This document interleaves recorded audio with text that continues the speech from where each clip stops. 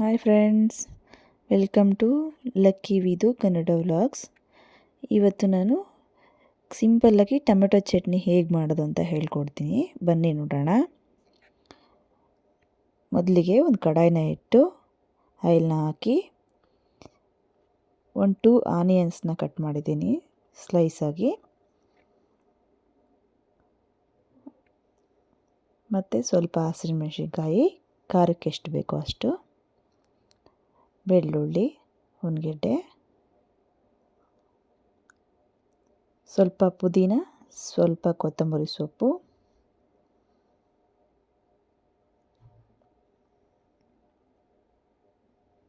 ಇದನ್ನೆಲ್ಲ ಹಾಕಿ ಮೀಡಿಯಮ್ ಫ್ಲೇಮಲ್ಲಿ ಇಟ್ಕೊಂಡು ಚೆನ್ನಾಗಿ ಫ್ರೈ ಮಾಡ್ಕೋಬೇಕು. ನೋಡಿ, ಈ ಥರ ಫ್ರೈ ಮಾಡ್ಕೊಬೇಕು ಚೆನ್ನಾಗಿ. ಅದು ಹಸಿ ಸ್ಮೆಲ್ಲೆಲ್ಲ ಹೋಗಬೇಕು, ಆ ಥರ ಫ್ರೈ ಮಾಡ್ಕೋಬೇಕು.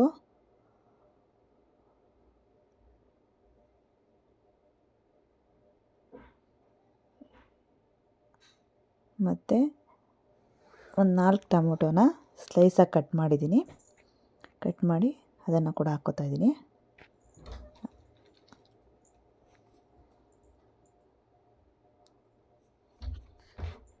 ಅದನ್ನು ಚೆನ್ನಾಗಿ ಫ್ರೈ ಮಾಡಿ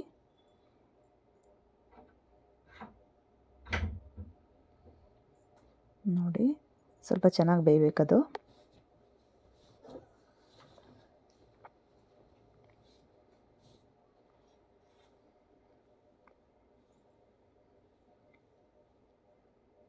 ಈ ಥರ ನೋಡಿ ಚೆನ್ನಾಗಿ ಫ್ರೈ ಮಾಡ್ಕೋಬೇಕು.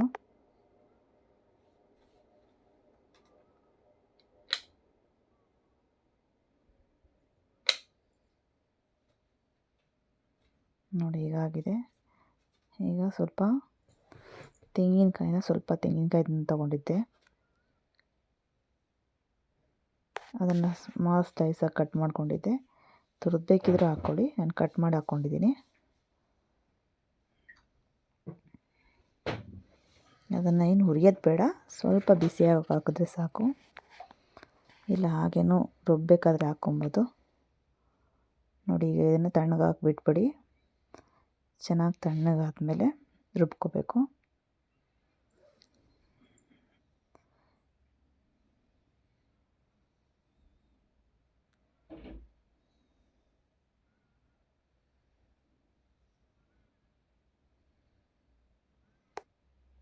ನೋಡಿ, ತಣ್ಣಗಾಕಿಟ್ಟಿದ್ದೀನಿ. ಈಗ ಒಂದು ಪ್ಲೇಟಿಗೆ ಟ್ರಾನ್ಸ್ಫರ್ ಮಾಡ್ತಾಯಿದ್ದೀನಿ.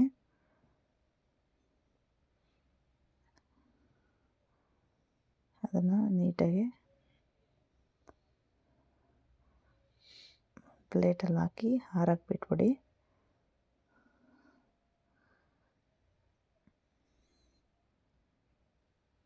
ಅದು ತಣ್ಣಗಾದ್ಮೇಲೆ ರುಬ್ಕೊಡಿ.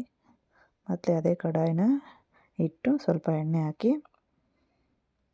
ಸ್ವಲ್ಪ ಸಾಸಿವೆ,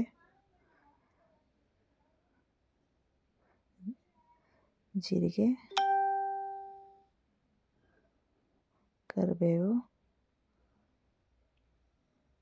ಸ್ವಲ್ಪ ಒಂದು ದೊಡ್ಡ ಆನಿಯನ್ನ ಕಟ್ ಮಾಡ್ಕೊಂಡಿದ್ದೀನಿ, ಅದನ್ನು ಕೂಡ ಹಾಕ್ತಾಯಿದ್ದೀನಿ.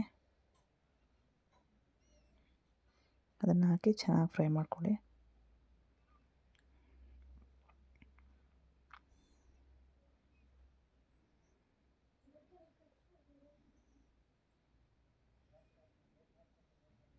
ಹಿಂಗೆ ಒಗ್ಗರಣೆ ತುಪ್ಪ ಬೇಕಿದ್ರೆ ಹಾಕ್ಕೋಬೋದು.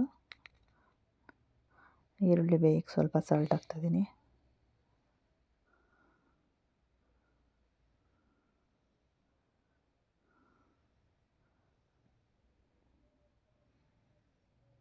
ನೋಡಿ, ಈ ಥರ ಈರುಳ್ಳಿ ಬ್ರೌನ್ ಕಲರ್ ಬರೋವರೆಗೂ ಫ್ರೈ ಮಾಡ್ಕೊಳ್ಳಿ.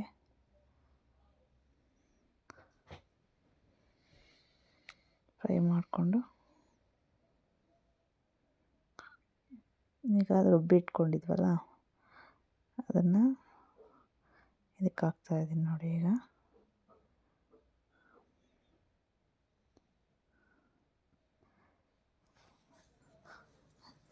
ಟೊಮೊಟೊ ಎಲ್ಲ ಫ್ರೈ ಮಾಡ್ಕೊಂಡಿರೋದನ್ನು ರುಬ್ಕೊಂಡಿದ್ದೀನಿ, ಅದನ್ನು ಇದಕ್ಕೆ ಟ್ರಾನ್ಸ್ಫರ್ ಮಾಡ್ತಾಯಿದ್ದೀನಿ.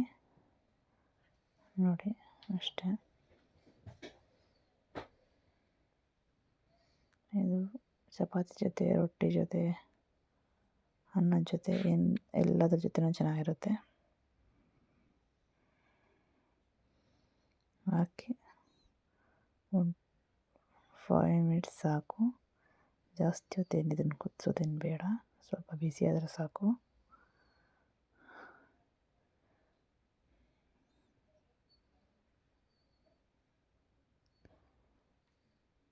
ನೋಡಿ ಹೇಗಾಗಿದೆ ಅಂತ, ಘಮ ಘಮ ಅಂತ ಸ್ಮೆಲ್ ಬರ್ತಿದೆ. ನೋಡಿ ನೀವು ಕೂಡ ಈ ಥರ ಮಾಡಿಕೊಂಡು ತಿನ್ನಿ ಫ್ರೆಂಡ್ಸ್. Thank you.